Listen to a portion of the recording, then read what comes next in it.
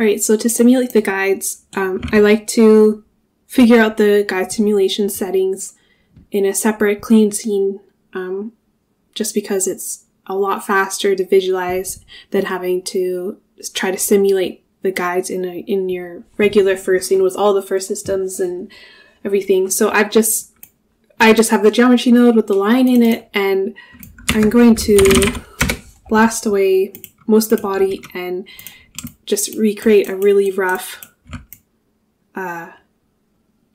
mane. So I'm just going to blast away the parts of the body that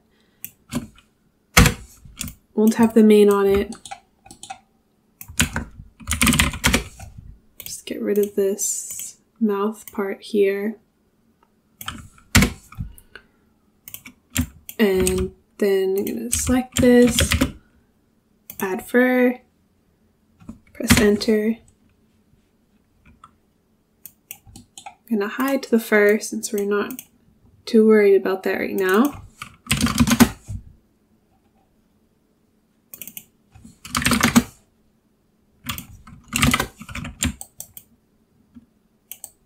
And let's say that is our mane. And I'm just going to leave it like this, just because I'm just only testing. And I'm going to add a guide simulate node. And here, under the parent, we plug in the body, and then here the groom. And we can feed this new guide sim back into the hair generate. Now if I press play, you'll see the guides have just dropped down. So let me hide these ones. So it's simulating. But I want, oh wait, let me show you. Sorry, I'm getting ahead of myself. So I've just been using the vellum. You can change the solver to be a wire solver. You have options for sub-steps if you wanted to iterate more times per frame. We have, I usually just keep the pin to soft, and I really only change the bend and the stretch values. So if I bring this up to 10, because I don't want it to fall so close to the skin, you'll see it's keeping more of the shape, but now it's too stiff at the roots. So what we need to do is if I scale this by an attribute, you'll see it's created this bend stiffness, but then if I go into the guides, I don't have a bend stiffness point attribute. And so we need to create a bend stiffness point attribute that will read the length along the curve. So first, let's put in a resample node, and I'm going to change it to maximum segments. And note that the amount of segments that you have will affect how your groom looks when it's simulated. It tends to look better when there's less and less, meaning, 15 or less. It's not usually the best to have a ton of points in your guides unless it's really curly. Okay, so if in this resample node, I can output a curve U attribute, and this is reading the length of the curve, but now we need to turn this into a ramp and also have it as a bend stiffness attribute. So we can do that with an attribute VOP. Now, if I go inside, I want to bring in a bind, and I want to read the curve U attribute, and then I want to plug this into a ramp parameter. So plug this into input, and oops. I want this to be a spline ramp float, and I'm just going to invert this. I want the, oops.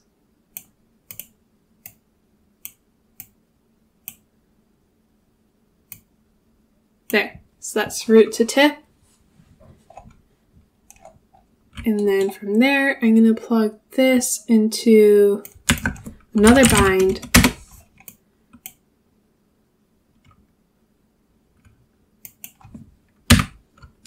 Bind, export.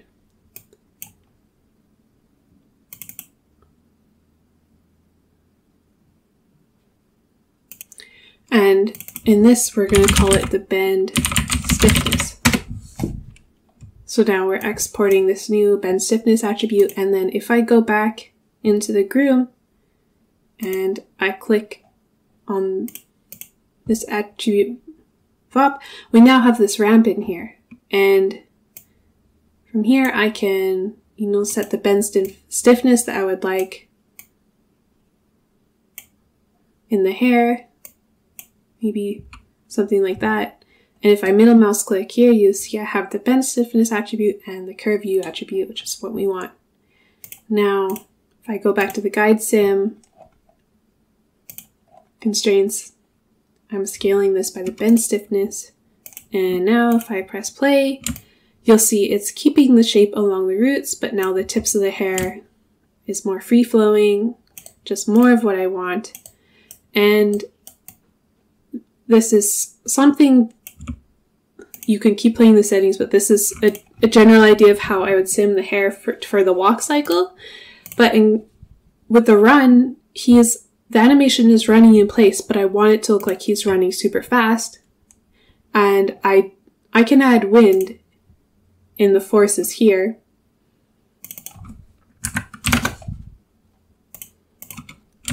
So now there's wind, but it's going to look weird because he's jumping up and down and, there's no noise. So if I wanted to add noise in this wind here, the way to do that is you need to right click on the guide sim node and allow editing of contents.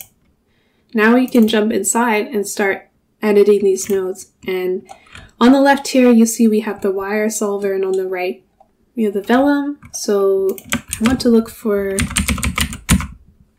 I just press Control F to find the node that I'm looking for, because I'm really bad at searching nodes based on names. If you haven't noticed already. So this is the node that I want, the vellum sim. So I can now select and close, and it's found it for me.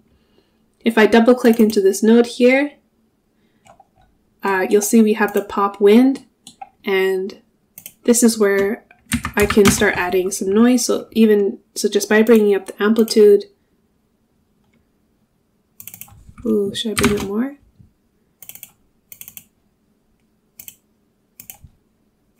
Amplitude, and let's bring down the swirl size and the pulse length. Bring up the amplitude even more. Okay, there we go.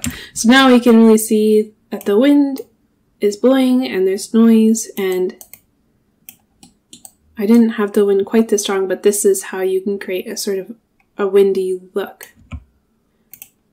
And once you're happy with, and you figured out your guide sim settings that you want to use, you can copy this node and paste it back into your main scene, but just make sure that you're actually plugging not the groom, but the guide deform into the second input, because we need to deform the guides onto the animated mesh first, because that's what we want to simulate the hair off of, and then into the guide sim here. And don't forget, we also need to copy and paste that resample and that attribute VOP here to control the bend stiffness. And once you have it in the scene, it's probably going to be really slow, but you can cache it. So if you go to caching here, you can click save to disk, and this will save a BGO file per frame of the simulated guides, and then from there you can click load from disk. So that way it's not simulating every time you click render or you switch between the timeline. It should load a bit faster. And that's how I simulated the guides.